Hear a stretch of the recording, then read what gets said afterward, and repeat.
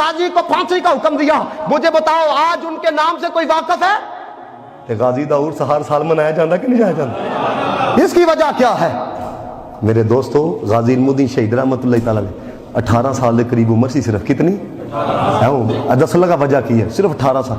لیکن دیکھیا نا جدو رسول اللہ دی گستاخی ہوئی ہے راجپال دا خاتمہ کر چھڑیا. ہوں جناب انہوں نے میاں والی جیل دے اندر لے آ کے غازی صاحب نو ڈکیا. جیڑا غازی صاحب دے کمرے دے کول پہرا دیندا سی نا کہندا ایک دن رات کا وقت تھا تو میں نا دور ہی بیٹھا ہوا تھا دور. کہندا میں دیکھنا کہ ہاں کہ ایک روشنی جڑی ہے نا غازی صاحب دے کمرے دے اندر آئی ہے. وہ کہندا ہے تے انج لگدا پیا کئی چند غازی صاحب دے کمرے چ اکٹھے ہو گئے. یعنی اتنی جلالت اتنا اجالا. وہ کہتا میں دوڑتا ہوا قریب گیا.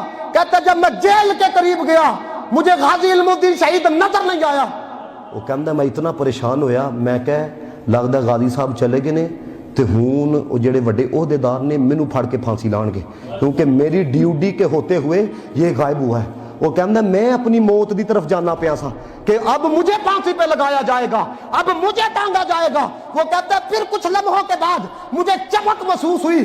میں دیکھتا کیا ہوں کہ پھر ایک روشنی جو چھت سے پار گئی تھی وہ دوبارہ غازی علم الدین شہید کے کمرے کے اندر آئی ہے. وہ کہتا ہے جب میں قریب گیا میری چیخ نکل گئی. غازی علم الدین التحیات کی شکل میں بیٹھ کے مدینے والے پہ درود و سلام پڑھ رہا تھا. وہ مدینے والے پہ درود و سلام پڑھ رہا تھا.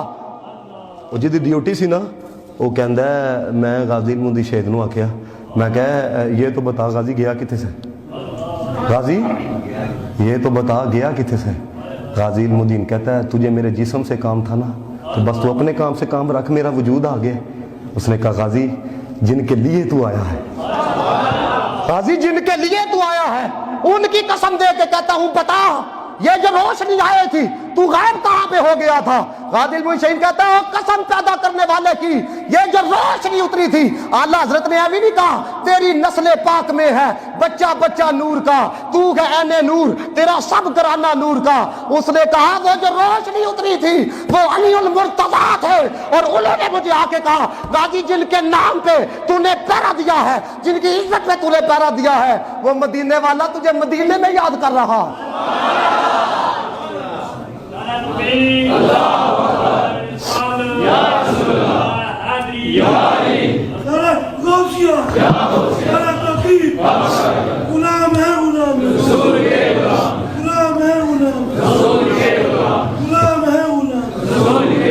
غازی کہتا ہے میں ادھر گیا ہوا تھا. غازی علم الدین شہید نے خود جڑی گل سنائی کہندا ہے کہ جب میں پہنچا نا تو حضرت علی المرتضیٰ حضور کے پاس گئے اور نبی پاک نے فرمایا علم الدین نہیں آیا علم الدین نہیں آیا. کہتے ہیں وہ باہر کھڑا ہے اجازت طلب کرنے کے لیے. رسول اللہ صلی اللہ علیہ وسلم نے فرمایا علم الدین کو بلایا جائے. غازی کہتا ہے جب میں اندر گیا حضور نے اپنے سینے سے لگایا اور نبی پاک علیہ الصلوۃ والسلام نے فرمایا تو نے ہماری ناموس پہ پہرا دیا ہے ہماری عزت پہ پہرا دیا ہے ہم نے اولیاء کے اندر تیرا رتبہ بلند کر دیا اولیاء کے اندر. اور یہ بات ہے کوئی افسانہ نہیں. پیر جماعت علی شاہ صاحب رحمت اللہ تعالی علیہ جیسا بندہ ارے جنہوں نے پاکستان بننے کے اندر پیسے بھی دیے اپنا تعاون بھی پیش کیا اپنے مرید بھی پیش کیے 6 لاکھ کا بندہ تھا غازی علم الدین شہید کے جنازے کے اوپر. لیکن علی پور سیدہ کا قلندر ارے اس نے اپنی پگڑی اتار کے اپنے لبوں کو غازی علم الدین شہید کے قدموں پہ لگایا. تو جب لوگوں نے کہا حضور آپ کون ہے یہ دیکھیے اور اس کے قدم کو چوم رہے ہیں آپ نے فرمایا اس کے قدموں کو اس لیے چوم رہا ہوں اس نے میرے نانے کی عزت پہ پہرا دیا ہے.